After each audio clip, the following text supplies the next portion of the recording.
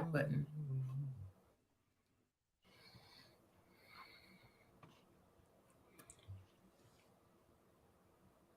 Excuse me.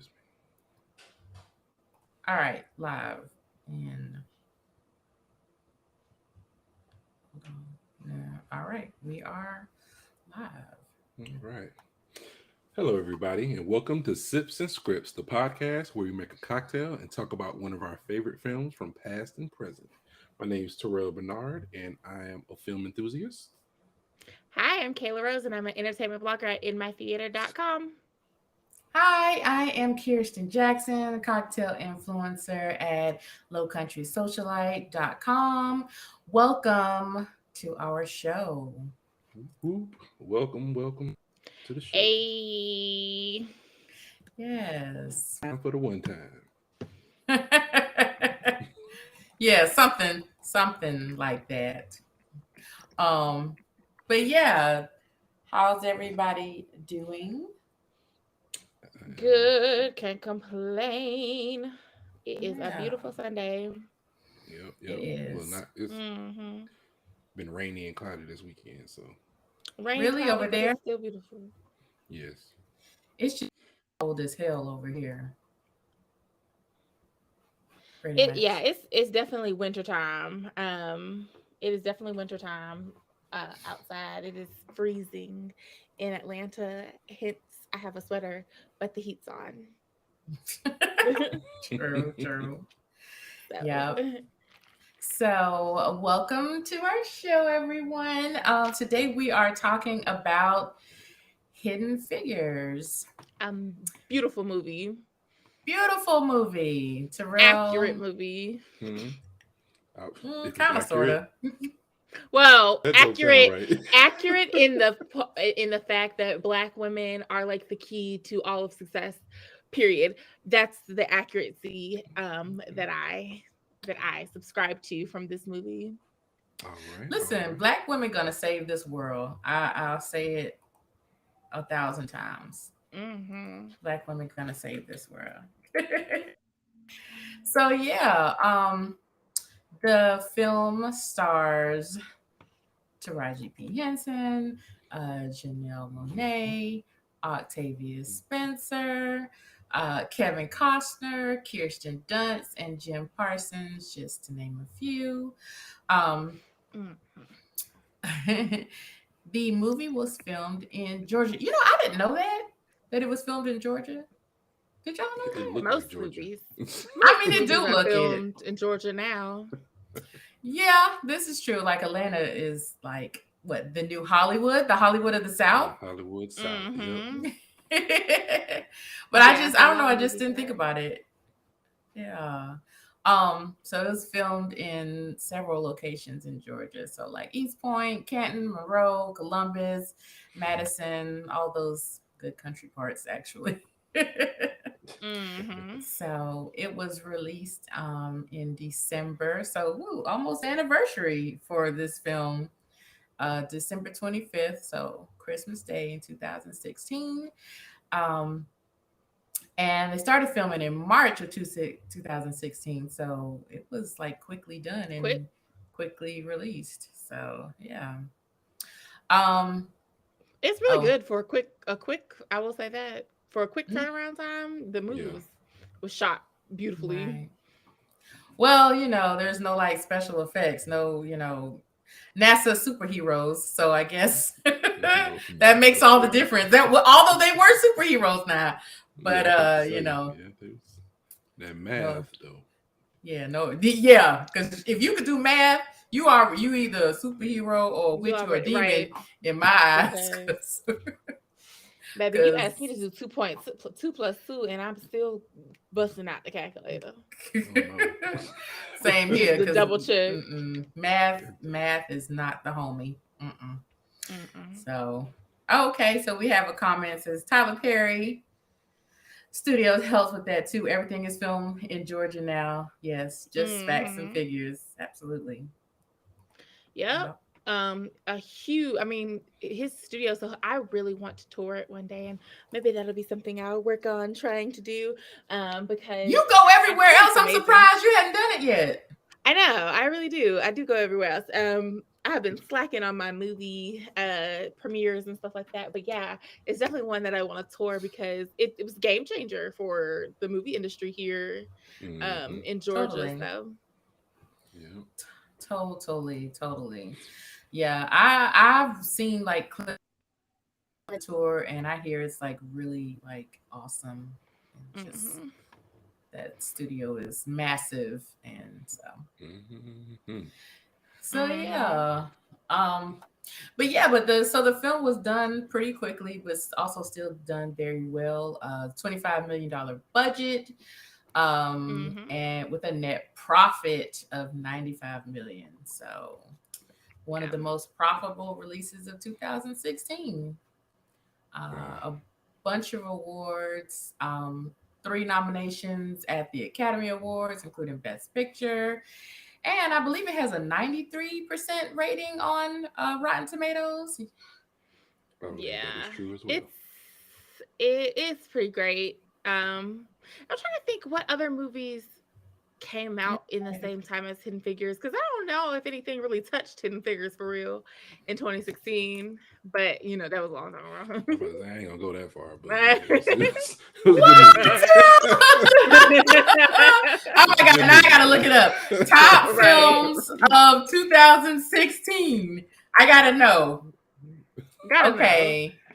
Well, yeah, I don't really see. No. The Girl on the 2016, Train. The Me Girl on the Before Train was really You. good. I never saw The Girl on the Train, I but ain't never seen I'm it looking either. at top 2016 movie. Dang. If I had to guess, The Girl on the Train was probably one. Bad Moms was Everything a pretty else? popular release. Mhm. Never saw But it. yeah, yeah, that was I'm that going with was So 2016 was a light year. Okay, gotcha. Okay. yeah, it kind of if was. you want to put it that I way. mean, if Yeah. the movie, if that was the best film of 2016 and it came out like Okay, here 6 we got days it. before the end of the year, then it was a pretty light year. Here we go. We got Don't Breathe, Um, Train to Busan, The Girl on the I Train, ain't Hidden never. Figures. I think that's it. So I would beg to say, oh, and Suicide Well, Squad came out Dirty that year. Grandpa came out, and I be knowing all these crazy Uh, movies because those are like those kinds of movies. Um, I mean that was pretty good too, I guess. And oh, then and the The only other Boy. one, That was the most popular horror movie. Was The Boy. Y'all remember that with uh, that little doll, that little creepy looking Yeah. doll? Okay. I ain't Hmm. watch it. I know you didn't. But yeah, Oh, that's Fences came out in the same year though, so that's interesting. I feel like we should also do Fences one day because that was a good movie too, and that one, what day so I I can liked put it. it on as me as off Yeah. on the calendar. Put Oh us Lord. off on the calendar. I'm sorry. Fences. And then But Kayla will join you guys here bright and early at one. and y'all could talk about fences all day. Y'all Yes, you can could do a Let me tell live you and something. just go. Viola Davis in that one scene with her snotting out her nose, that movie was fantastic just for that alone. Mhm. Which also brings me back to Hidden Figures. Taraji P. Henson, an amazing actress. I love her to death. But that scene about that bathroom in this movie, y'all, she deserved all of the awards, all of the who? accolades. Taraji Uh, P. Henson. Oh yeah. looking at a Well, comment, it looks like y'all list might have been a little missing a few things. Uh-oh. oh, it was a big Captain Marvel America year. And Civil War. see, Yeah, Oh Lord, Capital. thank Oh, you. I didn't know that. Oh God, I'm awful. Y'all know I'm a Marvel person. I was figuring I was like 2016 and no Marvel films was on Oh this list. I'm Lord, like, yeah, you something ain't right. right. Yeah, Captain America or Civil War probably like erased everything that we talked about and was probably the biggest movie of oh God, 2016. and on that note, moving on because y'all are not going to get into a big old Marvel discussion because I will All take right, these all headphones right, off and I will go sit down somewhere. all right. Okay, all right. We can stay on track Okay. today. We'll stay on Yes, track. today. So Back to Hidden Figures. back to Hidden Figures. Yes. Okay. So goodness gracious, y'all got me all discombobulated. So But before we get started, well, you know what? Let's talk about your history with the film, and then we'll get into our cocktail. So, Terrell, what's your history with Hidden Figures? I saw it once. Might have been, I might have rented it. I don't know. Maybe not. I don't know where I saw this movie.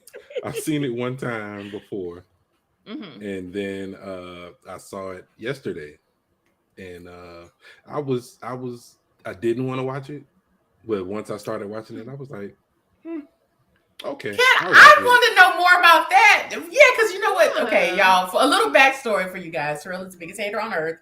And second, when we Earth? Yeah, Earth. I don't know about any other like worlds and stuff, but definitely Earth, you're the biggest hater here. Just on Earth. Wow. Yeah. Maybe other planets, maybe. But when we said we were gonna put Hidden Figures on the calendar, you were like, yeah. Yeah, and I said that yesterday too. I was like, I mean, it's a really good film. But it's history. I like historical films. I'm just like, I'm not a big anywho. Say it. Go ahead and say whatever you want. Yes, live on all the Facebook to see. It's a lady film. I don't know. No, it has nothing to do. I like lady films. What is happening here? Yeah, open up your lips. I don't like how y'all trying to put me on the spot. I do not like that. I'm not going to participate on the spot all the time. Refuse. Hidden Figures is a great film with great actors, and it teaches you a great lesson that all kids and adults need to look and see, that you can be more than what you thought you could and do things that you never thought you could do. So believe in yourself. All the little girls out there using importance. I don't give a damn about that. Say it. I love Hidden Figures, the greatest movie of 2016. That is all. Goodbye, Terrell. Okay. So, okay. All right. For those of you who are watching this and you're wondering what it is, I will find out what it is and I will post it up under the video when we're done. Because you're going to tell me, Terrell, either you're a racist or a sexist, and I want to hear it first. I don't like. I don't know. I guess it's the hyper racism that was going on during that time. It's like you see so many films like that, and you just get tired of seeing like, man, they treating us really bad, and like we still like, but we doing our job, and it's still like, but we gonna treat you bad though. You gonna do your job, and we gonna treat you bad. Okay, while you doing your job, and then after you finish doing your job, we gonna treat you worse. Okay, and you know what? We'll talk about that. And you probably weren't looking forward to getting into that discussion, but we're gonna talk about it because I actually think that this film did that pretty well. So, but we'll get back to it. Kayla, what about your history with this film, Hidden Figures? Sure. I watched it when it first came out. And then I probably watched this movie once a year to renew my faith in being a strong, smart, sophisticated Black woman. Because I just love stories about us being amazing, and so this is one of the perfect films for that. And I also just think it is a great movie. Oh, we not done. Oh, my baby. Okay. So my baby, I gotta speak to my little nephew there. Hey, baby. But my history with the film is that I saw it not necessarily when it first came out because I didn't see it in the theaters, and I'm bad like Black and producers and stuff. I'll be like, yeah, release our stories, and I'm gonna support it 100%. And I'll never do it. I'm sorry. I did not see Black Panther in the theater. I probably won't see feet. I probably will not see Black 2 in the movie theaters. So I'm just really bad at that. I will just bad. refrain. I'll refrain. Let me tell you why, and this is not an excuse, Yeah, but let yes, me it tell you is. why. It's an It excuse. okay. Let me tell you why it is an excuse, but let me tell you why. Yeah, go ahead. Huntsville Theater sucks. Go to Not, Savannah. Go to not that Pooler. bad. So for me to see a movie, I have to go to Savannah, and it's just Mhm. like that's like not It- just going down the street. I would like have to like really prepare and take time out and go. But you drive down the street. everywhere else. Weren't you just somewhere? Yes, went and I further do when than I go, Savannah, but I'm when sure. I go to Savannah, I have a purpose. But Yeah, I the will purpose is say, to go see Black Panther. That's the I purpose. will To go see the say, movie. oh Lord, I will say when I lived in Statesboro and they had Mugs and Movies, I was in the movie theater all the time. Yes, Mugs and movie was hitting. I ain't gonna lie. So Liberty Well- Cinemas, if you're listening, it's time to remodel, get some more comfortable seats, get some better popcorn, and just like Dang, clean they up and popcorn stuff. is bad. And Yeah, they might want to do that. so yeah, but anyway, so that's so I did not see it in the theaters, but when it came on Disney Plus, I watched it like back to back because it was one of those films Wow. for me that can run in the Mhm. background while you're doing things because it's to me it's a good story, but it's also very beautifully shot. Like Mhm. even Mhm. down to the wardrobe that they had women wear and their pink magenta lipstick just against their brown skin. It was just beautiful. It was just really done. And like the car scenes Really, where they're really driving. well. Yeah, and the scenes of the big chalkboard. It's just really done well. So I just kind of just play it. And there was a time like a couple of months ago, actually sat down and watched it like 3 times in a row. Wow. I mean, just like it's it. really just that good. Yeah. it's a Even good like the film. beginning of it, I really liked. They all work down there at NASA. And their car broke down, and the cop stops, and the cops is like, "Black women, what are y'all doing out here?" Da, da, da, da, da. And then he's like, "Oh well, you guys work down there. Let's go. We're gonna get you down there because y'all doing some great things down there. I'm gonna give you a whole ride down here."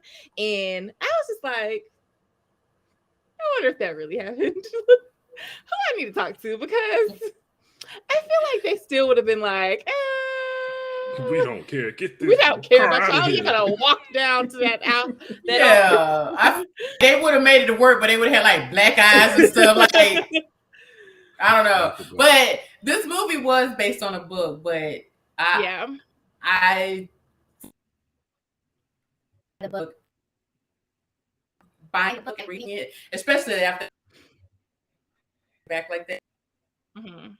But from the book, it's like not like the movie. From the movie, and one person said like the book is like 275 pages long, and for the first 200 of it, they don't even talk about NASA or anything.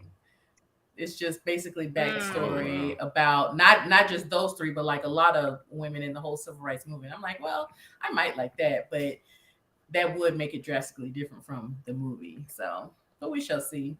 But what did stop me initially from getting a book was like, it's like, okay, I love the story, I love the women in it, and but numbers ain't my thing. So if I get this book and it's like, yeah, we had to do the trajectory of the pie demographic Venn diagram, I'll be like, oh hell no, I don't know what's going on in this book. What is a textbook? People were saying that it's like a textbook with a little bit of biography information in it. And I was like, we give you a little intro to the people, then we give you math, hardcore math. And I will burst into tears because I hate math. I'm a words girl, okay? Well, before we dive in any deeper on the movie, what is the cocktail for today? So I was just about to say, I'm pushing up these sleeves, getting ready to make us a cocktail. So, I recently visited, well, not recently, but it was like in June or August. This in Savannah, the newly modeled Plant Riverside District. Mhm. So there is a bar there called the Electric Sky Moon, Electric Deck Sky Moon something. And I had this cocktail there, and it was so pretty and it was so good. It was called a Starry Night, and I was like, Mhm. a Starry Night, of course. So I learned how to make it, and I'm gonna make it for you guys and give you the ingredients. And it is so easy. And I know, like, a lot of times you go to a bar and a bartender will be like making stuff, and it's like, okay, I can never recreate that at home. Sometimes you just gotta just look at the ingredients and learn how to make it and be like, oh, okay, that's not as hard as. So we're gonna make a Starry Night cocktail. Yay! That's what's up. Yay. All right, so we're gonna start off with some ice. I got a big glass here and fill it with ice. This is, you can build it in the glass so you don't, there's no shaking involved. So you, and all of it is like one parts of everything. So it has Disaronno. This is what I was talking about earlier. Disaronno. Oh, I think somebody might like that. I know what you mean. Yes, amaretto sour. Some peach schnapps. I got the cheap bottle, but it tastes just fine. And some blue curacao. And you kind of layer this drink, which can be a little intimidating, but it's easy. So you'll start off with your Disaronno at first and do a free pour. Okay. And quick tip, a free pour is just 3 seconds of pouring. So, like, when you see bartenders like pouring stuff, and you're like, how do they know how much a shot is? Mhm. Count for 3 seconds. So you start off with a layer of Disaronno, and then you do your blue curacao and your peach schnapps at the same time. See if I can do this. 1, 2, 3. Got cocktails in here. Let's go. Flip the bottle. Flip it. Don't do that. And then you top it off with a bit of cranberry juice, and it makes this really layered kind of drink. I hope you can see the layers on camera, but here we go. There we go. Oh, it looks blue. Oh, Yeah. cute. It's like a blue, and then it gets darker, and then our Disaronno at the bottom. So here we go, a Starry Night. And my Nice. share Lovely. here. So yeah.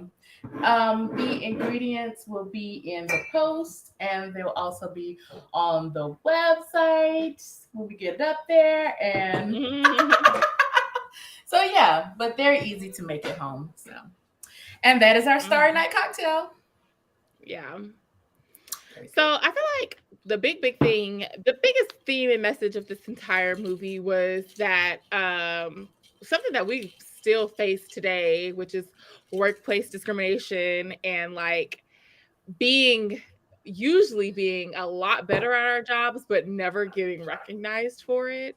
Mhm. I feel like that was like the overarching theme of this entire movie. And yeah, what do y'all think?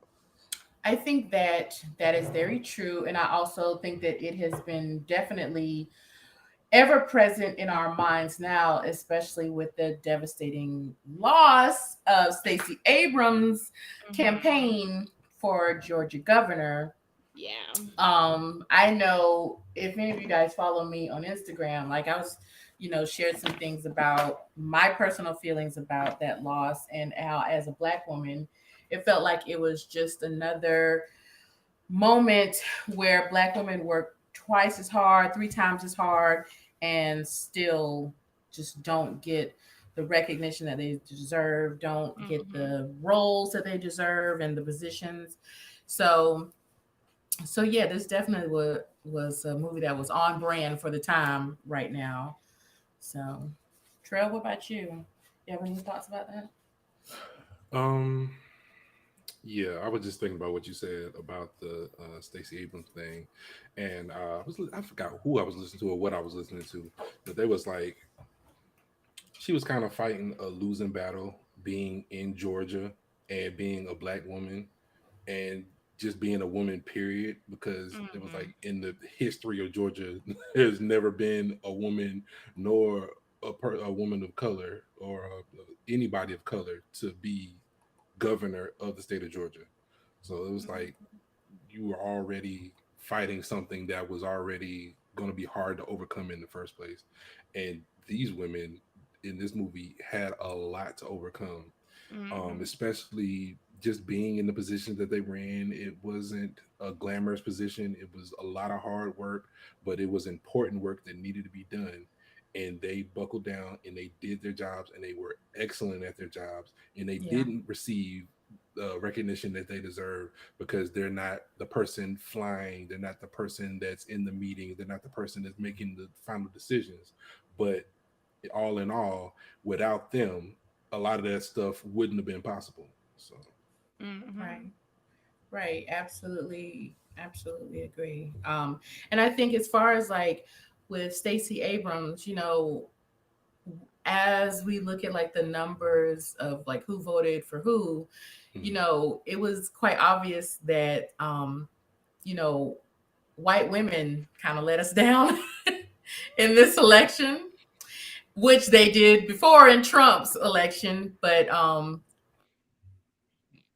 like white women voted for Kemp, and like Mhm. 72% of white women voted for Kemp. And me of like how in this film, because there was a part that I wanted to talk about with this film about trickle down racism, Mhm. Mhm. um, because it felt like NASA is already this overwhelmingly white male run organization agency, Yes.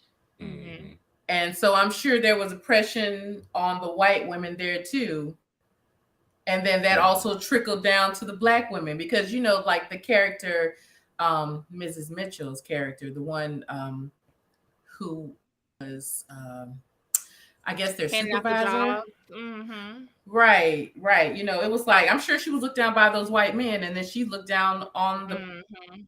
So, Mhm.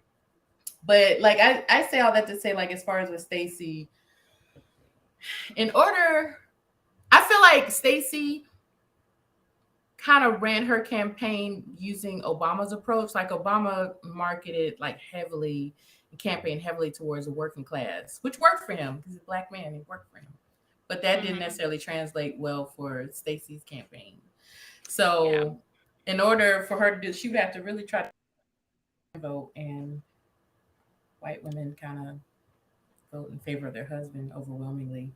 And Mhm.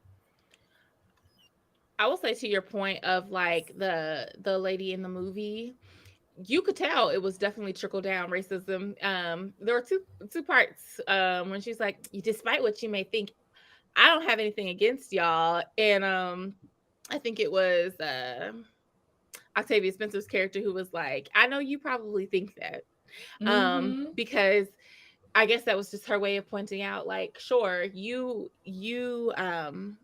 might not inherit like at the forefront of your mind think that the way that you talk to us, because she wouldn't even call her by her last name, if I'm not mistaken. Did she Mhm. just call her by her first name like the entire? Yeah. You may not Until think the that that's end. disrespectful or racist, or you're treating me any type of differently because that's just how you were taught to treat black people. However, it still is, and you trying to turn a blind eye to it, saying, well, I am trying to help you guys, is not Mm-hmm. necessarily the catch all of you not being a racist. Right, Yeah. right. Right. And I Mhm. think that happened a lot, especially back, in the civil rights times, like that whole trickle down racism and trickle down oppression. Because it's like, well, somebody's looking down on me. Who can I look down on? I don't know if that is Mhm. a comfort for people or what, but It is. I believe it is. yeah. I believe it's easy. If Of somebody's doing course. worse than you, it makes you feel better because you just like, well, I'm not doing as bad as them, or it's not as bad as what how they have it. So Hmm. yeah, it's Mhm. easy to look down on somebody who's not doing as well as you are. So yeah, I can Right. see how that could definitely trickle down. Yeah, it still does today. Yeah. Even if you see like uh, financial disparities, upper class looking down on the lower class, middle class looking down on the lower class looking down on people who have virtually nothing. So it's just a Absolutely. system that's been set up, and it's until we make some real hardcore changes to what we do in society, it's not going to change. So Mhm. Yeah, absolutely. Totally agree. I I feel like it was also evident in the other white female character, whose name I can't remember, but not the Miss Mitchell person, but the one who was working in the, I don't know what they call it, but the big one with the big chalkboard With board. oh, Because she Ruth, was like, it was Ruth, that was her name. I think so. Okay, so yeah, she because when she first brought Catherine in there, she Mhm. was like, don't expect him to warm up to you. Don't expect him to be nice to you. Don't expect him to take pity on you, and don't embarrass me. And it was like, mm-hmm. and not to be like taking or feeling pity for this person or taking up for this person because whatever. But he probably never did that to her. He probably never warmed up to her. She was a woman in that room. Mhm. He probably never warmed up to her. So, and it was almost like, I'm a white woman. He never warmed up to me. So he's obviously never going to warm up to you Mhm. as a black woman. So Right. I don't know. And it's just, and to go back to the point that Terrell made in the beginning, like watching these films is kind of hard and it almost seems kind of reductive. Like, I think that this film did a good job of showing how layered and nuanced like racism can be. And I know we're used to films where it's like you watch a lynching or somebody's like N-word this and and like beating black folks, but there were also that, of course, obviously that did happen, but there's like real workplace racism that happens. And that's one of the things, like when you talk about racism, you're like, oh, I was looked over for this job, or this happened to me, or this microaggression happened to me. People who are naysayers against racism, like, that didn't happen. Oh, you're just being too sensitive. So I feel like this movie did a good job of showing, obviously the horrors of racism, but like real workplace racism and discrimination, like in a real layered and nuanced way. For So, me, probably the biggest part of this movie for me was the coffee pot. yeah. Because like, yes, I understood the bathrooms. I definitely understood the bathrooms because that's something we grew up, segregation. You didn't use the same water fountain. You didn't use the same bathroom. You didn't, go to the movies at the same time. You didn't go to the restaurants at the same time. Da, da, da, da. But to see I am at work. This is my job. I am now included in this office. Y'all not gonna touch the coffee pot. If I touch the coffee pot, Yeah. that was kind of wild because at that point, I'm assuming, and maybe I need to go back and look. Segregation was like a little over, but they still kind of was like, Yeah, that's because your Brown bathroom, versus Board of right? Education had happened already. So it should not have been such a like. Why we still got colored bathrooms? Like, I have questions because was this not already over, or at least as close to over as it needed to be? I think, like, I don't really know the technical answer to that, but I believe that like some of like those court cases handled like public bathrooms and public water fountains and stuff like that. But like workplaces before, like, those like labor laws and discrimination labor laws came into place, like, was still, I guess, considered private. Yeah. Mm. You can't I'm tell not business sure. how to operate, and Right, which is, I think, why he was able to tear that sign down and not face any like legal repercussions. Because but all of them that I've heard, like, Catherine came out and said that bathroom bathroom situation did not happen. Okay. And so, they said that the coffee pot thing didn't happen either. Really? Yeah, and I think they did that to like kind of amp up the racial drama on but she was like, she said that those situations did not happen. I didn't know about the coffee club, but I knew the bathroom situation did not happen. But she said, as far as like the racism and discrimination at the workplace, that definitely happened, and it was worse than what they portrayed on film. And you got to keep in mind, this film, it was able to go on Disney Plus, so they Yeah. probably did some of that to show it a little bit, but not like the real. So it could still have a rating that would allow it to be shown in school, because this movie was like heavily campaigned for like teachers and stuff. Like the actresses, like I think they all bought out theaters for like kids to come and see it. And like I think there were copies sent to teachers, which I actually think is really, really cool, because I feel like this is the kind of film that's going to be shown for years and years. Like, you know, when you have a movie day at school, like I think it'll be shown for years and years, which I think is cool. So yeah, but yes. Oh, go ahead. For y'all. How do y'all feel about the state of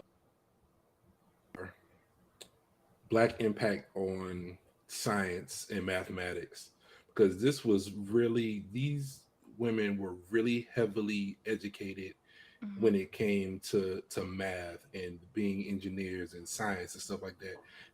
How do y'all feel that is being handled nowadays? Do you feel that we could still come in and do jobs like that, or is that something that we've kind of pushed to the side, or trying to find something else to do outside of math and science?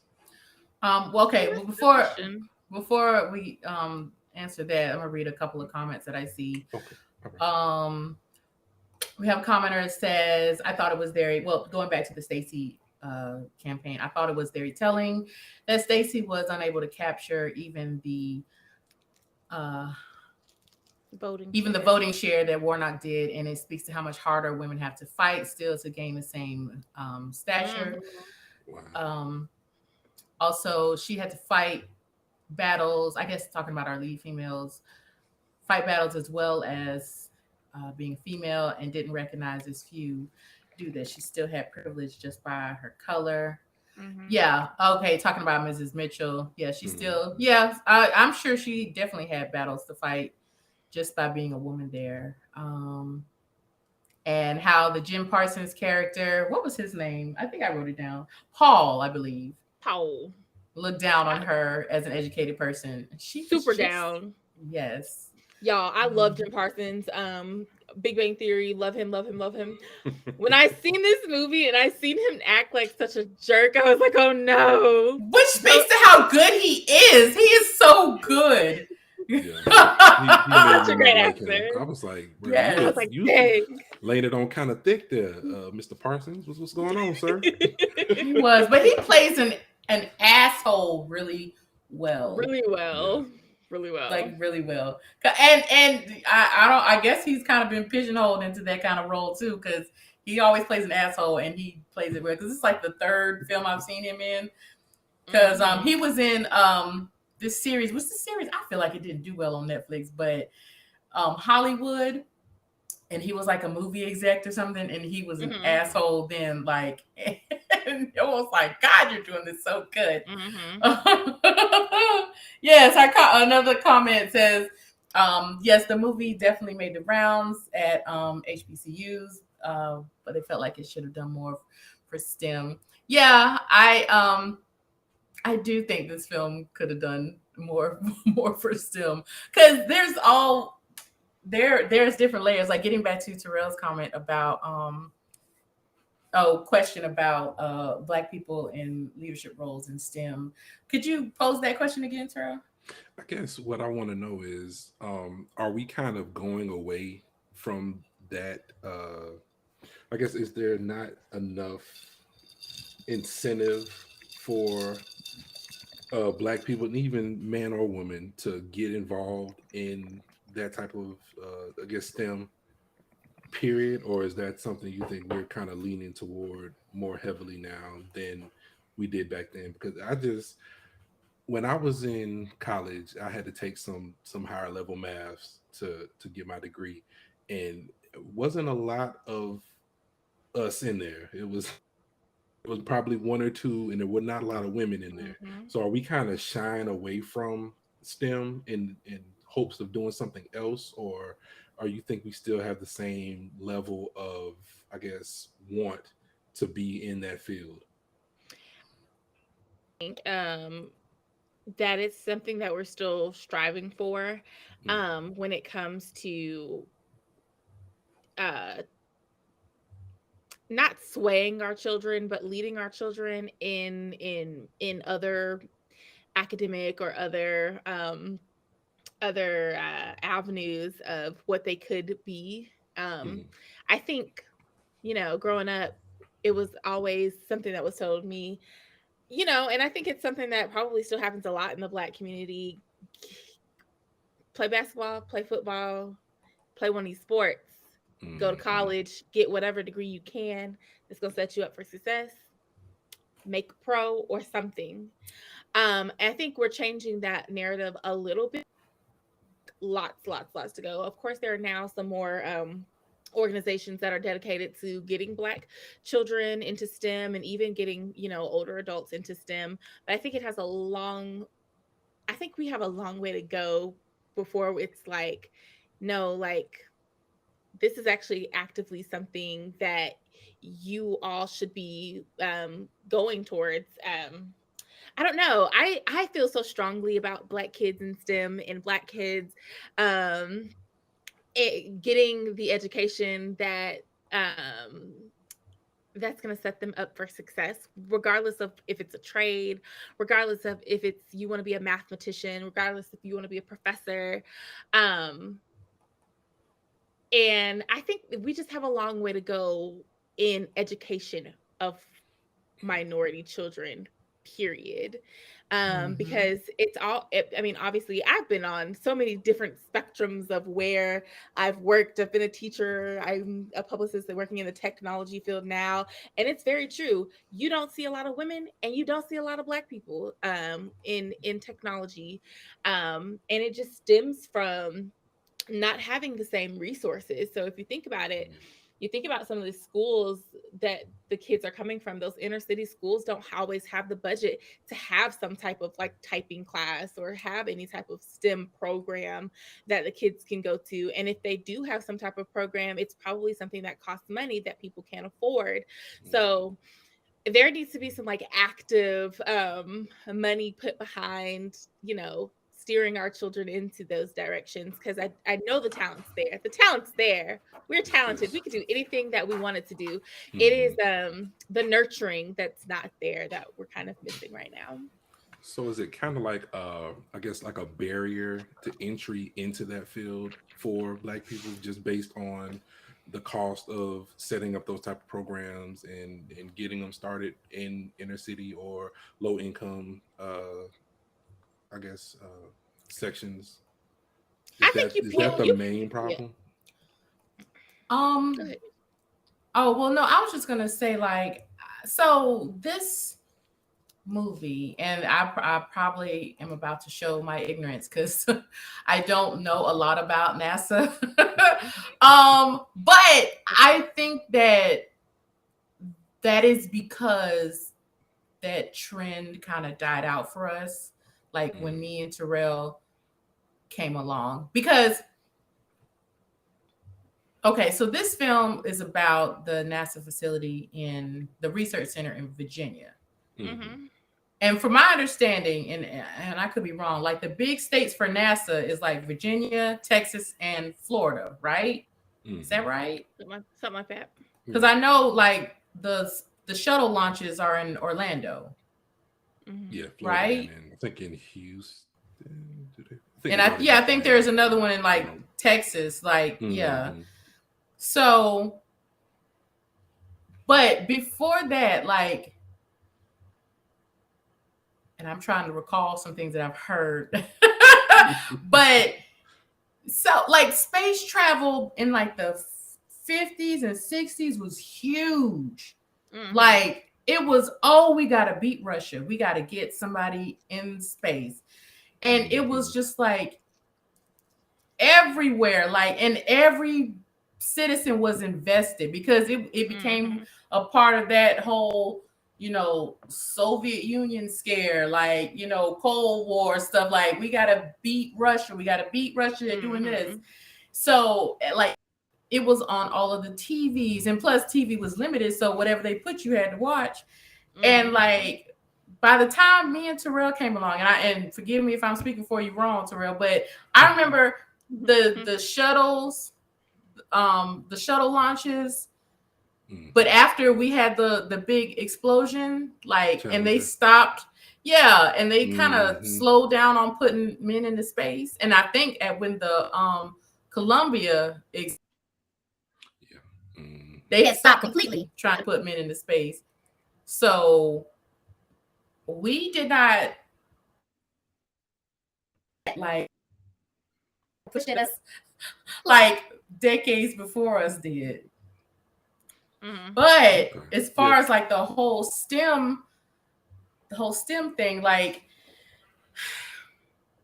and me and my brother talk about this a lot. There are certain fields that Black people are pushed towards. Like, for Black women, it's social services, education. What are some other ones? Like communication. Like, every Black woman I know is in social services or in education. Almost. And that's not a coincidence. That is not a coincidence. Like, we were pushed towards those fields because, and I know I have had, like, older women in my life, especially my mom, like, you got to go in the field where you're going to get a job. As a Black woman, it's going to be hard for you to get a job. You got to go in the field where you're going to get a job. There's always a job in social services. There's always a job in education. And there's a reason why Black women, like, overwhelmingly, like, take over these roles, because these are the roles that we're pushed in. And I feel like there's a difference between how Black children are raised. Black, have potential, but it has. And white women are raised like, you want to be a therapist for butterflies? Do it. You want to start a business? Do it. And raised that way. And because, and it's almost like kind of like this self-fulfilling cycle. Like, there's not a lot of Blacks, there's not a lot of women in STEM. So then we're like, well, that's because they can't get jobs in STEM. So don't try to do that. Do something else. It's so, it really is, because there are some brilliant Black minds. Yeah. Oh, definitely. Something else that I also don't take lightly is that STEM pays a lot of money. And let me tell you what them folks do not want Black folks to have. A lot of money. So yeah, that's another factor. Like, why no, it's so hard to get a job. You're not gonna love it here. But it's really, we pay $160,000 for someone at the very basic level of doing data entry. Like, we don't want you to have that. And that's just, quite frankly, another really huge part of why they like to gatekeep those type of jobs. Yeah, absolutely. I agree with that as well. We've got some comments that says, yes, don't sugarcoat it. We are Black women, I'm assuming, are teachers, social workers, nurses, post office workers. Like, there are some fields where it is largely Black women. Helper roles. And not to say that those are outstanding professions and people do really well, but it's like, I do wish that Black children, and I that is opening up. Like, you see lots of little children's books and stuff written where, like, you could dream, you could reach for the. We still have a lot of work, because we still have very closed-minded people that are like, okay, now you need to get a job and not to be worried about. Because I will say this, like, I tell everybody this, but the worst advice that I ever gotten was, like, I remember I was in college, like, after my sophomore year, I still fucking around, didn't know what I wanted to do. And I was like, well, you know what? I think I might like to be a pediatrician. And I talked to someone that I trusted that was an older person, and they were like, you don't need to do that. You're gonna have to go through like 10 more years of school and before you could, even begin to enter that field. And hell, 10 years later, I was still around. So why? I'm so sorry. Yeah, I mean, and you have to be careful the things that you say, because a lot of people will give you advice based on what they just feel or what they like see in media and stuff like that. But you cannot cap somebody's potential. Yeah, you cannot do that to people. And there are some brilliant minds out there that are being groomed to enter either professions or professions that their parents feel they should be in, where they could be future doctors and future scientists and future, like, but we're just not really encouraged to go. And then if you, I know, and you get I don't know what they're doing. I think they mixing up stuff. They better go get. What? Oh God. It's crazy. I know one thing.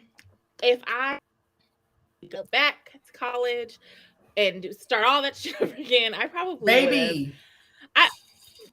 it's just so many things that wouldn't I have, and what I would be doing now would probably be vastly different from what I'm doing now. And then like I know that this is a whole conversation, but like stop telling them babies they can't go get trades if school is not the right thing for them. Everybody does not do well in college. Trades make a lot of freaking money, and you can build off of a trade. It's just so much that I feel like we weren't taught as young children. We weren't taught as young children that we had all of these limitless possibilities of who we could be. And so it's really on this new generation of folks to really instill in our kids that, you can literally, I don't care if you've never seen it before. The crazy thing about life is that we're still having first. There's still a first Black woman to do this. There's still a first Black man to do this. There's still like, we just had our first Black president, like a couple of years, 2008. You have all of the potential in the world to be the first. If there's no one who's ever done it before you, it doesn't matter. You get to be whoever you want to be. And it is on us to tell our kids that and make sure the kids around us know that, like, this is your potential. It's limitless. Yeah. So I wish that there was some kind of like, and I haven't fully formed this thought, so I could just be talking crazy, but I wish that there was some kind of just like camp that Black children could just go to in between high school and college, or even if it's in the last years of high school, where you could just be exposed to all different things, to nursing, to science. Yeah, just so you can see what you want to do with your life, because a lot of kids, they don't know. Like my oldest, he's like, I'm like, well, what do you think you want to do? He's like, I want to be a YouTuber. And thinking in my older, I'm like, is that something that's really going to get you paid? Is that something that you really going to be able to follow with? I mean, it's being a YouTuber, being somebody who's on social media, posting and doing stuff like that, that's not an easy thing to do. So every time I'm like, I don't want to down his dream, but I'm kind of a realist. Like, well, if you're going to do that, then these are other things you have to do. Like, you need to know you need to know math. You need to know how to read. You need to know how to write, because people will steal from you. If you can't write, people will write something for you, and if you say it and you get in trouble for it, you have we've seen that a lot. Exactly. So I mean, you have to be self-sufficient in a way to get to that, if that's what you really want to do. But you can't let the fundamentals fall to the wayside because you want to do something that you think is fun. Is what I try to instill in them. But I don't try to shoot anything down. I don't want anyone listening to take for granted that I don't understand how difficult it is for Yeah. a parent, because you want the best for your child and you want them to not make the same mistakes that you made, or to Mhm. bump their heads, but sometimes they just gotta. And I feel like, like what I was saying earlier about how black children are raised and how white children are raised, it's almost seems like black children are taught that you need to find you a job, and then after that you can find. And where white Mhm. children are taught, find your passion and the job will come. Yeah. And it's like, Mhm. so some of us like into careers that we hate, Yeah. and it's because we don't have a passion for them. And not everybody is gonna find their passion. For like me personally, like I wasted a lot of time like just not knowing what I wanted to do, and I really wish that someone would have showed me how to find out what you want to do, Yeah. because this is the rest of your life. And yeah, you can go find a job, but in the Are you long gonna be range, this happy? is what you're gonna have to do for the next shoot. And the way Social Mhm. Security looking, we're gonna be doing it for the next 60, 70 years. Mm-hmm. So 90 Real years old. bad. You gonna retire yet? Nah, still gotta clock in. I'll see y'all in about 9 I like hours. I like this comment where it says, and also stop pushing our dreams onto our children as if they Mm, have the same ones. Let them live, absolutely. dream, and pursue and encourage. Like, yes, I think that that is also something that we get into a lot is like your parents have this idea of what they've seen and they half mhm. time ain't did it themselves, but like no, Yeah. no, let those But you kids make their choices.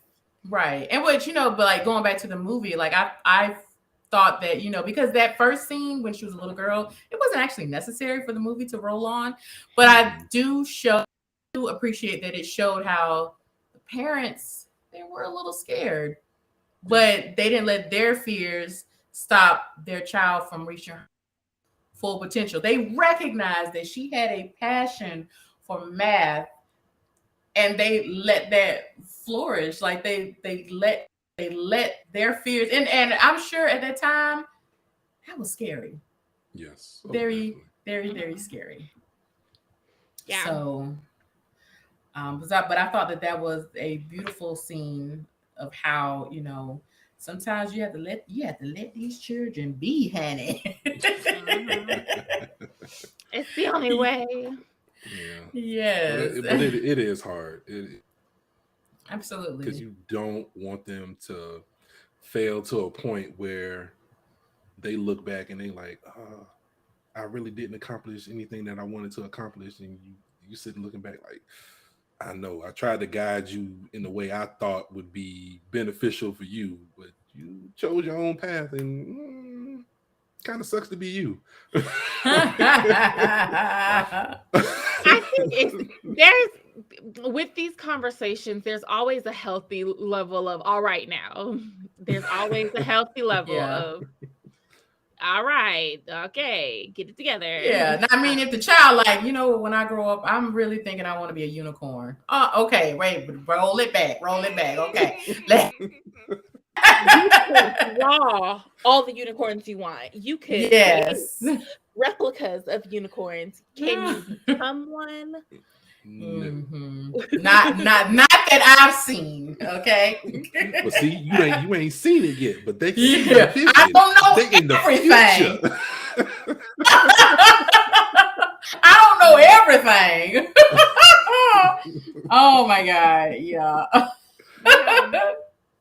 Well, let's see. Is there anything else? I do talk about. There is a line in the film where, um, Janelle Monae's character. Gosh, for me to have seen this movie so much, why can't I remember anybody's names? But when she's talking to Mary. her, Mary. yes, the Jewish supervisor, and he was like, "Well, Mhm. I'm a Jewish man." I can't remember the line Mhm. exactly, but he was like, kind of making it like, "Oh, I had to overcome all these adversities because I'm a Jewish man in America," and it was like, Mhm. "But you're still a white man in America. This is very, very different for me. And him asking her, if you were a man, would you still want to be an engineer? And she's like, I'd already be one. We wouldn't be having this No. conversation. He asked if you were a white male, would you still wish to be an engineer, not just a male? Mhm. And I thought that was hella significant because, sure, black males were given a little bit more opportunity, but how many of them were in that NASA office? Versus how many were in the military? The Yeah. key was white male, and at the end of the day, you were still a white male and you were still awarded a hell of a lot more opportunities because of the color of your skin versus like what race or nationality you consider yourself. So yeah, I thought that was very like, Yeah. what's the conversation we're having here, sir? Yeah, absolutely. And like just the hurdles that she had to jump through, like just to take, it wasn't even at a college campus, it was a night school at a high school. Like, and she had to go to court to do it. And that petition just to get permission to go to school for this. That was insane to me when I saw that. I was like, yeah. But she was really, I really liked Janelle Monáe playing Mary Jackson. Yeah. She just seemed like she was so sure of herself. She was really, out of the three, she seemed like she was the one who spoke her mind the most, stood up for herself the most. And yeah, I really appreciated how Janelle Monáe played that part. So. Janelle Monáe is a great actress. Don't see right, because you've never seen her in Antebellum. Woo, even though that movie was trash, she was excellent. But and I'm always like fascinated with that because usually that musician to actor pipeline does not go well. But she is one, I think she's one that's done it well. Tupac's done it well. Like it's very few where that pipeline works. And yeah, she was outstanding in this role. And it was just the compassion that she gave to that character, because I felt like, she was so strong-willed, because looking at who her husband was, it felt like she had to be strong-willed at home. Yes. So, and it just kind of carried forth like in just her day-to-day interactions, even away from her husband. From her husband. So you say she had multiple? I say, yeah, she was a hell of a woman.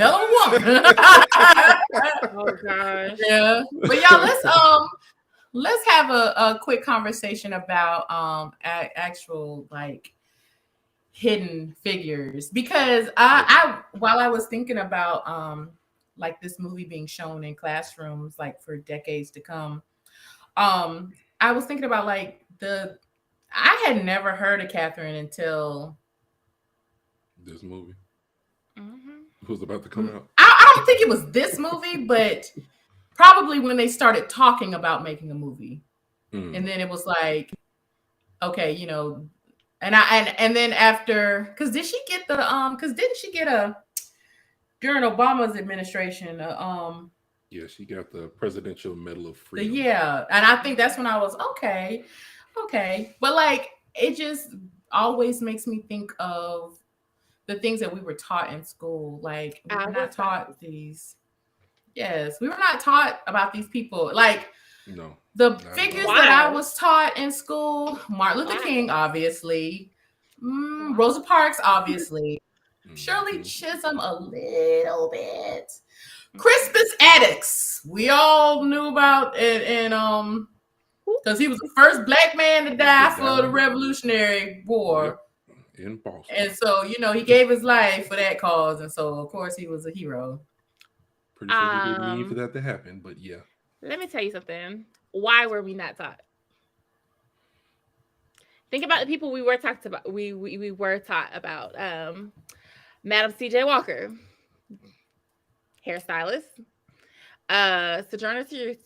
Oh, Sojourner Truth is not. I'm so woo. History just went in my face. What did you say? I said Sojourner Truth, and I was like, wait. That's the right person. It is. I'm thinking about Susan B. Anthony. I'm getting them mixed up, but Sojourner Truth and I had got mixed up for a second. I thought about Susan B. Anthony, and I was like, no, that's the white woman. Sojourner Truth is the black woman. But don't even get me started on Susan B. Anthony. I'm just saying, think about the people we were taught about. So we were taught about activists. We were taught about the hairstylists. But again, we weren't taught about the black women who made NASA happen. Like, because that would be like too much like right in showing that, hey, guys, guess what? You too could become a mathematician, engineer, person. Nope, we don't want you. We want you guys to know that there are great hairstylists around. You could be one of them, which is a great thing because maybe. But I'm just saying, it goes no shade to hairstylists, but yes, that's kind of true. It just goes back into that this is what we want y'all to know. Period. Oh yeah, I think that American history was definitely crafted in a way to where it was like, well, we can't just say blacks ain't do nothing. But let's just highlight the achievements that acceptable blacks did. And then, you know, the ones that keep y'all little nigga curls in check, we could talk about that. And the ones who helped with the Revolutionary War, I'm just saying that I believe that's how people talk in their homes. You're probably right. You're definitely right. That's accurate. Right. We have a comment. Look who's in charge of the textbooks. Absolutely. Absolutely. Yeah, definitely. And if I'm not mistaken, there was is it Texas or Florida where they they have banned teaching. Oh, this was very recent. Was it? I can't remember. Was it that they banned teaching Martin Luther King in school? It's something, and I have to go find it, and I'll put it in the comments when I remember what it was. But they have like banned teaching a part of that history, like very recently. Because they're trying to ban teaching about the Holocaust, and it's like you just because that part of history doesn't mean that you don't get to teach it. Like exactly. But they've always done that ever since the beginning of time. They take things out. Whatever, even with the Bible stuff they didn't want in there, they was like, skirt, erase that.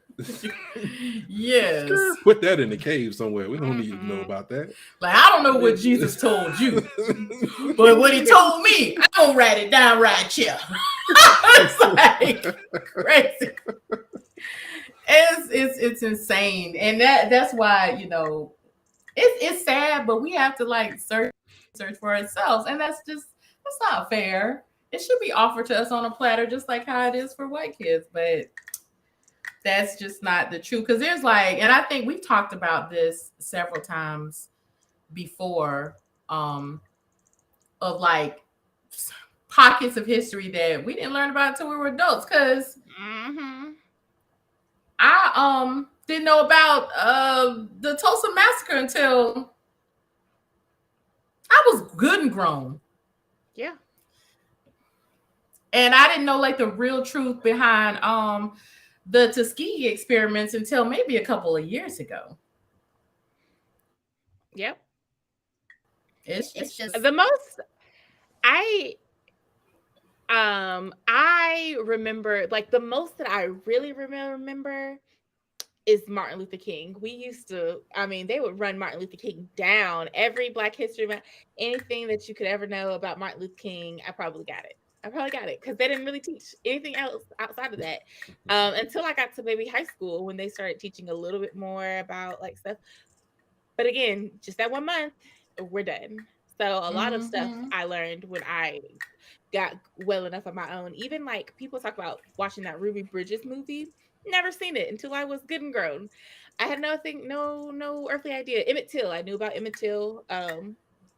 But that's probably like the gist of all of my learnings up until I got of age to learn for myself.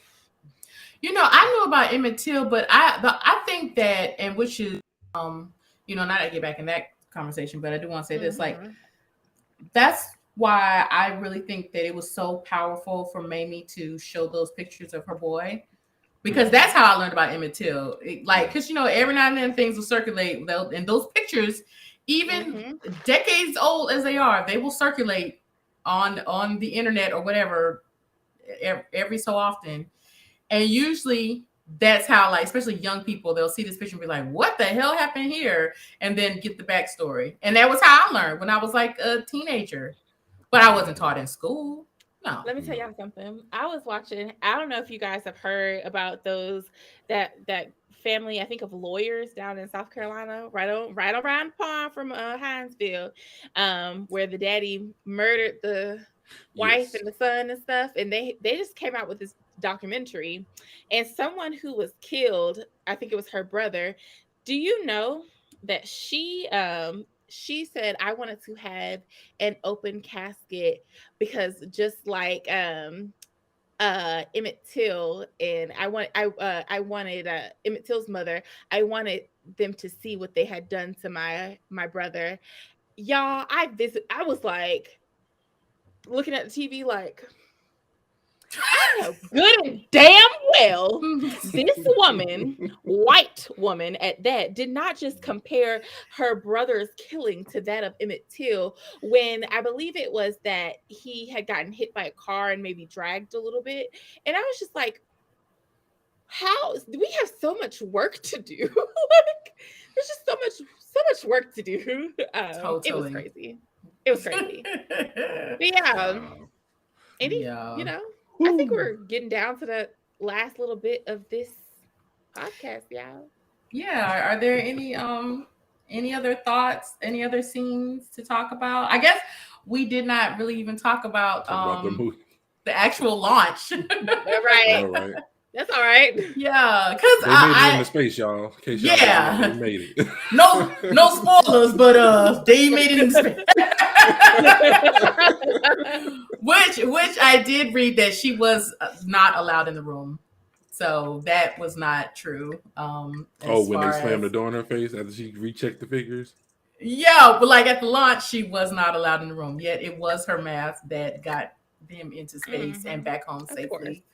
But from my understanding, like, which I didn't know, like, and I did not know this until because I listened to podcasts, and I listened to a podcast about the Challenger explosion, which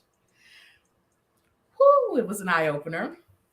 And but yeah, they stopped like space travel, like putting a person in space after like they kept having all these problems. So that was a big deal for him to go into space and come back, or because he wasn't going like to the moon or anything. He was just going to outer space. Him to orbit. Yeah, he was supposed to just orbit. Right. Around, okay. Like the astronaut in Russia did, or the USSR. So yeah. So But yeah, she was not allowed in the room, but it was her math that was able to, make them be able to have this accomplishment. And of course. Yeah. But I do wonder, and I meant to look that up, was that like the guy, the astronaut, or because what was he? He was like a former ball player. Who was he? Who, John Glenn, the astronaut? Yeah. He wasn't. What was he? He was something else, though. What you mean? Before he became an astronaut? Hold on. He was a senator.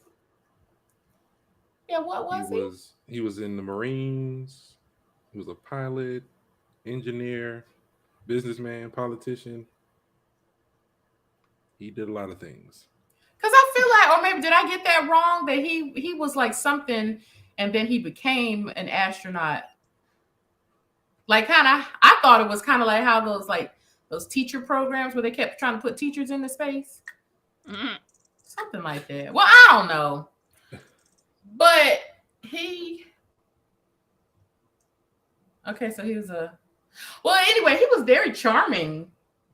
I wonder if that's how he really was. Because every time I watch stuff like that, I'm like, is that how it really is? Is that how you really were? Was that really how you carried yourself in public or around other people of color or people of color that you met? Were you that nice? Yeah, it's hard to. because they had him laid on real thick. Like, come on, let's go. He's like, no, I have to shake these guys' hands. Come on, guys. Yes. Don't rush me. I was like, okay. And Mary with her little fast tail, I loved her. Oh God, she was like, fine. I do not discriminate. Fine is fine. That's right.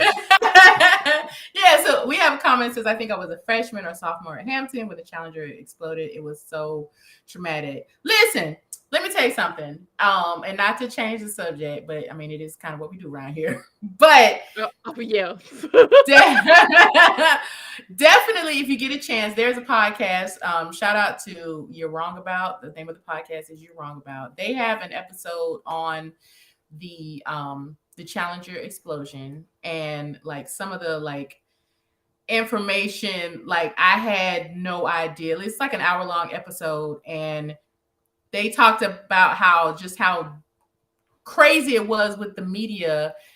Because I know I saw the video of the Challenger when it exploded, but did you know that it actually didn't explode? It just broke apart. But the media put the explosion sounds in there, so we'd be like, oh, what? Oh, it was God. insane. And I was like looking back, I was listening to, because I've listened to the episode like 2 or 3 times because it's just that good. And like, I was like, I did not know that, because you would think it is an explosion. No, the media added those sound effects. Also, and this is the last spoiler I'm gonna give on the episode, but those astronauts were alive when it broke apart and probably died when they landed in the ocean. But yeah, through their whole breaking apart and like explosion, they were alive, and that is so scary. So if you want trauma, that's definitely traumatic.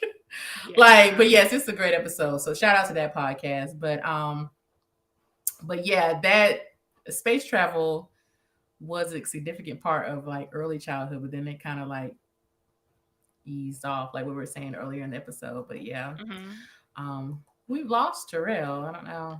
We have lost Terrell. But I think that it's okay. We keep going.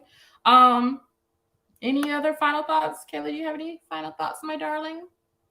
No, I just think that this is a excellent movie that showcases our capabilities. And even though it wasn't 100% accurate, I do think that it is important to have even portions of our stories told so that we can show the generations to come and even encourage yourself that you literally, anything that you put your mind through to, you can do.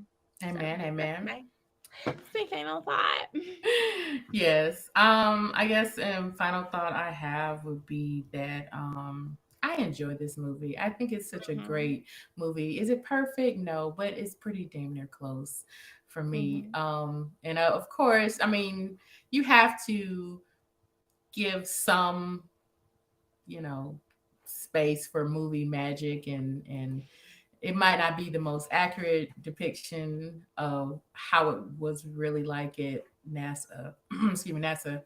Yeah. But I do think that it is a really good look into workplace discrimination and racism, which is a little different from like normal race movies where it's like lynching, and not that stuff isn't important. Obviously it is, but like, like I was saying at the beginning of this conversation, like racism can be like just the microaggressions that Black people go through in the workplace every day, that when other people like other, non-people of color, when they see it, they're like, oh, it's not that serious. And it is. I thought that was a really good depiction of those microaggressions and stuff like that. So yeah, there's plenty of other things that we could talk about in this film, but we're gonna end here. and Terrell is back with us just in time for a happy hour. No, not happy hour, not yet. Best Worst Weirdest. Oh, Best Worst Weirdest. Yes. Nice. Okay. Whew. So you want to give us your Best Worst Weirdest first? Okay, sure. Best part of the film. I thoroughly enjoyed the acting from the three leads.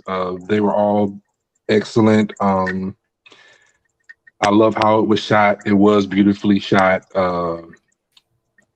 It wasn't too much I didn't like about the film. That was the best part of it, though.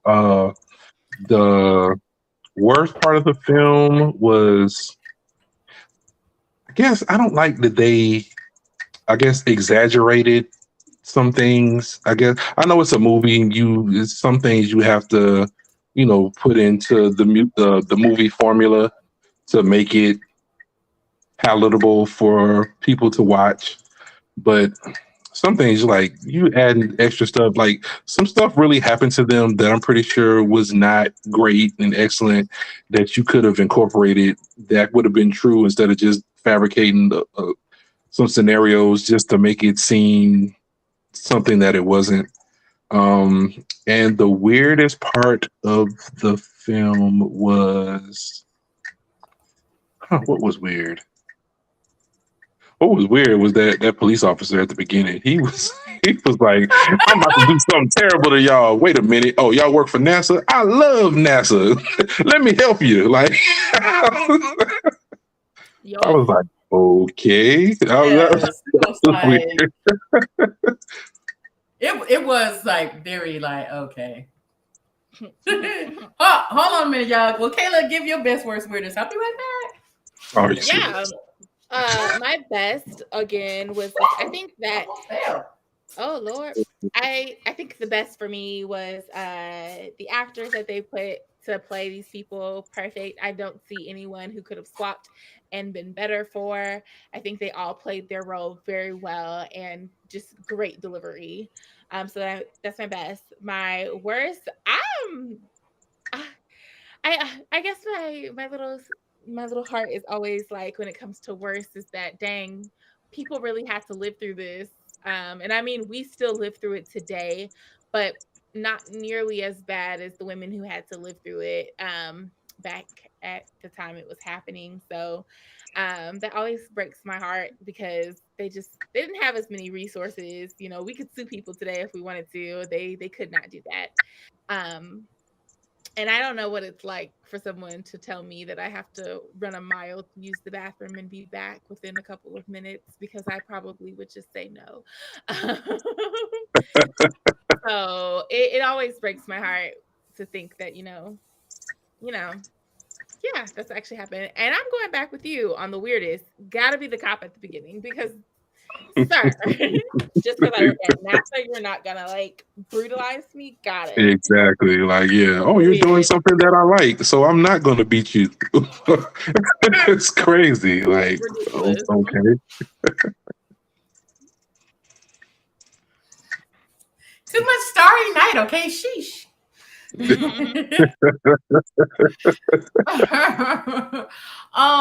But yeah, did y'all finish y'all's best worst weirdest? Yep. Did. Your Okay. turn. My turn. Okay, best worst weirdest. I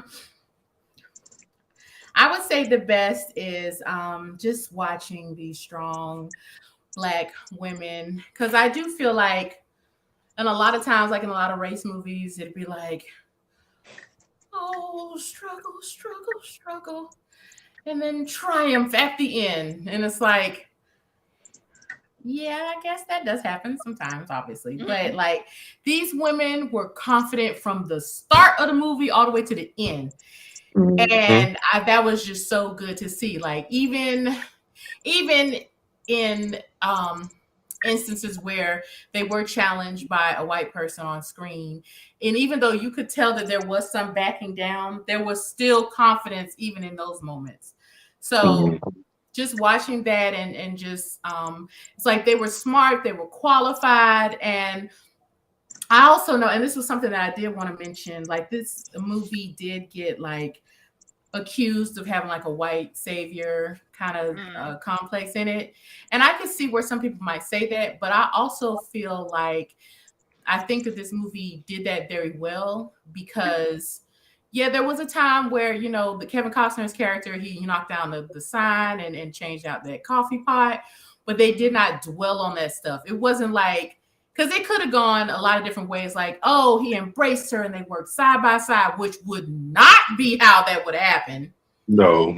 Yeah, it was like it made sense, and I mean, yeah, I'm obviously there were some when it came to like civil rights movements, there were some white allies, yeah, but I do like how they did not dwell on that, and it wasn't like, oh, I'm able to do this stuff because a white person allowed me to. It was no, these women are here, they are present, they are smart, they are confident, they know what they're doing, they are educated, and that is why they were able to do what they were able to do, not because they were allowed to do it. So so that was the best. First, I think the worst part of this film to me was, I think when we talk about racism, we talk about definitely like, well, racism and sexism, we talk about how it is in the public, but we don't necessarily talk about how it operates in our home lives. And so there were instances where, especially with Mary's character and with Catherine's character, where, you know, Mary's husband was like, why do you need to do this? And, you know, like, you can't do this. You don't need to do this. And Catherine, you know, when she first encountered the guy that she would eventually marry, his first thing was, you're a woman. Why are you, you know, they let women do that?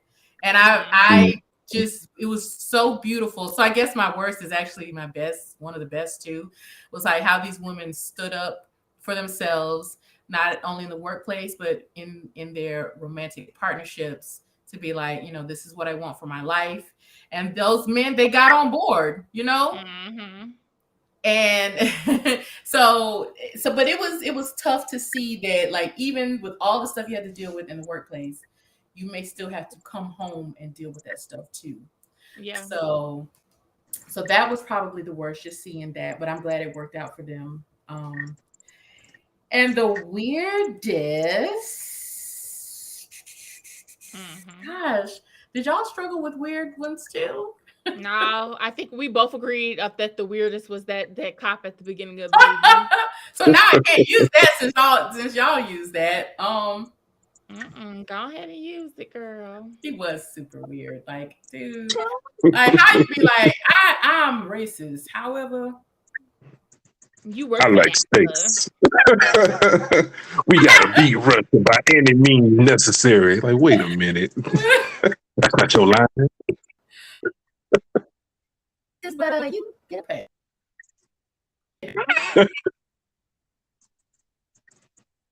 Super, super weird. But you know what? I think that we are also like trying to apply logic to racism, which there just is none. Yeah. Because what would it hurt for her? Just not coffee? That you put her mouth like I'm too black to pour some coffee from your like that. I just don't. But the thing is,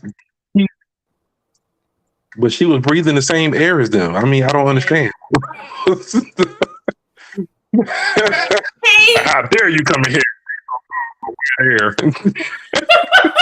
Yeah, she was literally sitting at a desk, the opposite of Jim Parsons' character. Like, and I can't drink no coffee. Like, they were acting like she was stirring it with her foot. Like, what? So that might be my weirdest. Yeah. Just overall racism. I just don't understand. Like, okay. Yes. But yeah, so that's my best worst weirdest. So I guess it is time for happy hour. Now it's time for happy hour. Terrell, what character from this movie would you share a cocktail with? Good question. I would probably share a cocktail with Mr. Parsons because I know he wouldn't want me to. What you gonna drink him? Like, we gonna share this cocktail. Me and you, we gonna share it. Oh God! I sip and you sip.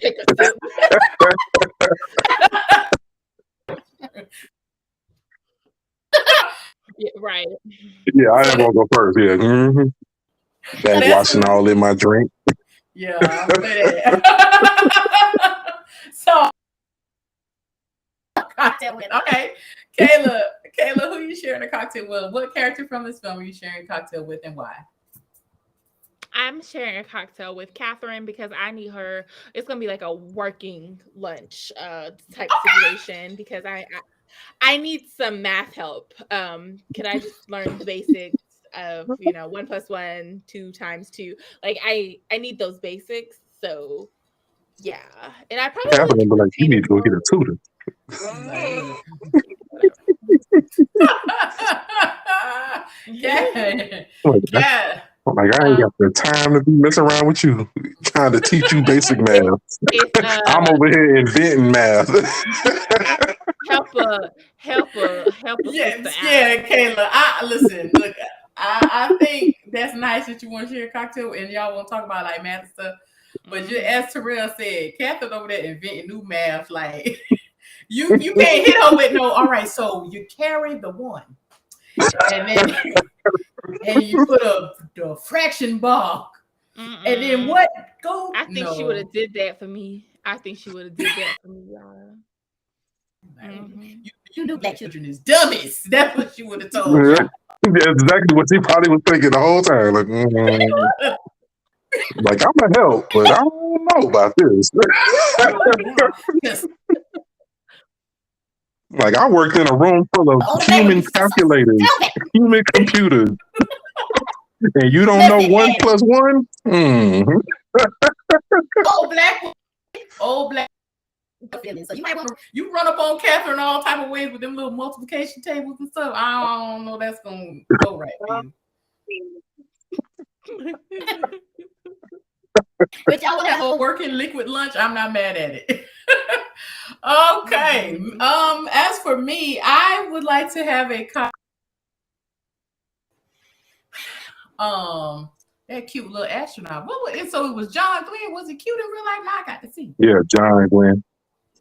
Yeah, Glenn Powell is adorable. Totally. So yes. He was so adorable. And I really like when people are nice when they don't have to be. That always appeals to me. I like that. With my family. It does. Really could have been.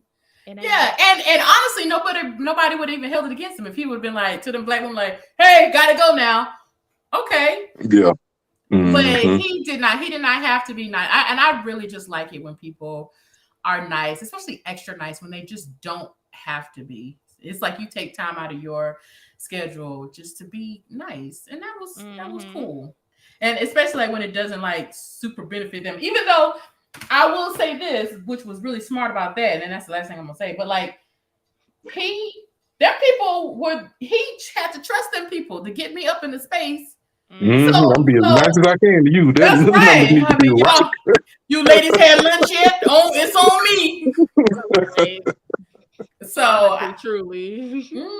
So I think that's really cool. So, but we got some comments. We have someone that is loving your blue glasses, Terrell. Oh, thank you.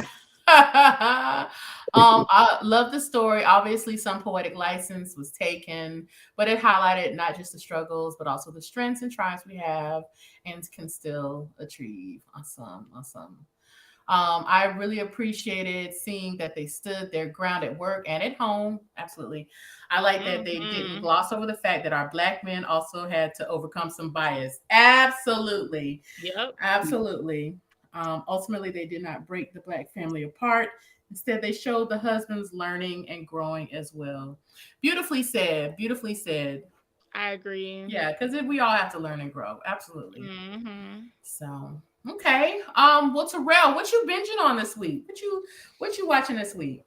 See, man, yesterday we had a movie day, and I watched Beast. I watched Smile. And was Smile good? I've been seeing Smile all over the place. Was Smile good? It was interesting. Oh, you didn't like Smile, Kayla? Kayla ain't watching no damn Smile. Oh, I watched it. You did? I watched it.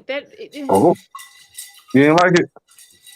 The ending of that movie was so unreal, unfathomable. I don't even understand why they ended the movie like that. That's just like that other Yeah. movie that they just put out about the people in the house, and you thought the man was kidnapping them, and gonna kill the girl, but it was just some big giant person. Yeah, no, the movie was stupid. Right. Don't you hate it I when a mean, big giant person come in and just do I know, stuff? right? Like, the what you doing, movie big was giant so person? stupid. Sit your big However, giant ass down. Yeah, Smile was just a metaphor for what happens when when someone chooses to unalive themselves around you and how it affects everyone else around you. That's really what it was. It was not done it to me was not executed very well, but that's just me though. Okay. Okay. Mhm. Well, what Oh, else did you and watch? one more thing. Atlanta. If you have not seen Atlanta, they have finally wrapped that series. Excellent series. I'm rewatching Atlanta from the beginning. It's really good. I'm really enjoying it. That's probably gonna be one of my top shows. The shows that I enjoy going back to over and over and over again because thoroughly enjoyed it. I'm sad to see it go. I hope it does make some type of return, either a special or a movie or something. I just want to revisit that that series, those characters. Excellent series. If you have not seen Atlanta, check it out. It's on So, Hulu. so is Atlanta like up there in the megascape of like black series like The It's top tier. Wire, It's top Atlanta, tier. The Wire, Oz, what else? It's top tier. It's definitely Yeah. top tier. Okay. All right, Kayla, what you binging on, honey bunny? I am actually watching the From Scratch show that the folks have been talking about. I've been wanting to start that too. Have you been doing all that crying and carrying on like they say? Okay. No, I've been more annoyed through it than anything. And that's what I'm to scared be of honest. because I want to watch it too. Yeah. I could see where someone might have dropped a tear or two, but like at the base level of it, and I feel like we should all come back to this conversation if we all watched it. Okay. The depiction of the Black family, while somewhat accurate, is over the top annoying. Okay. And that's just how I'm. Yeah. Maybe I ain't got to the sad part yet, but at this moment, I'm just like, can I turn this off? But I'm gonna go through. Ask her for permission to turn off her own TV. Like, can I turn this off? Y'all good? Okay. I'm gonna finish it. I'm going to finish it as a true objective movie TV reviewer person. I'm gonna finish it just to see if it lives up. But right now, I'm like, okay. Well, I want to watch it, but what's holding me back is I got a list, so but go to hell, Terrell. But God dang. no, but like that was one of the reasons why I stopped watching This Is Us because people. I remember I joined like a couple of Facebook groups because I was really into This Is Us, and the whole theme was every episode you're gonna cry, and every episode it was something sad, and you would cry, and it was like, why am I subjecting myself to this? Like, let me take a break. And I just never went back to it. I don't feel like that gut wrenching stuff too much anymore. So, but I want to check it out just to see if it's actually good. Because This Is Us is really good. It's just I'm just tired of all the crying and shit. So I want to go back to it as well. Yeah. So yeah, but as far as me, what I'm binging, still on Supernatural. You'll be glad to know I'm in season 14. I said, we've been talking about me finishing Lost. No, over a year. Yeah. So, but yeah, so I don't know what happened to people still. So I'll find out at some point. But yeah. So I'm gonna so that's really what I'm watching. Nothing really new except for Me and R have been watching Abbott and Abbott loving that. Elementary, Yeah, yes. that's such a great show. Yes, it is. And that's pretty much it. Oh, we did watch the Deon Cole's new comedy special, Charlene's Boy, and that was really good. And I'm gonna check that out. I like Deon Cole. I like him too. I like him. I think he's funny, but what I like most about him is he has just great delivery. Like his delivery, like sometimes you just not even what he's saying, it's like the way he said it. You be like, exactly. Yep, it's hilarious. Like, oh man. Yeah, I like Deon Cole. Yeah, I like him too. And I really enjoyed that. He was like cackling the whole time. I was like, okay. So yeah. Yeah. So okay, well, I think that's our show. Anybody have any final thoughts? What are we doing next week? Does anyone know? No one knows. Let's see what's on the calendar for next week. Soul food. You got soul food. Kayla is hosting soul food. So right after Thanksgiving. So get your plates. Yes, get your plates ready. And meet us back here to discuss soul food with Kayla. So and tell a friend to tell a friend. Tell a friend. All right. You're welcome. Since Terrell want to go the Usher route. You're welcome. Terrell, you want to take us out? All right. I cannot. You cannot. I got you. Thanks, everybody, for tuning in. We hope you enjoyed the show. For bonus content and to learn more about the show, you can head over to sipsandscripts.com and follow us on Instagram and Facebook at Sips and Scripts Podcast. If you've got a suggestion for a film to discuss or want to add to the conversation or just say hello, DM us on social media or leave us a voice message on Anchor and we'll play it on the show. Thanks again and see you next time. Woo! See you next time. All right.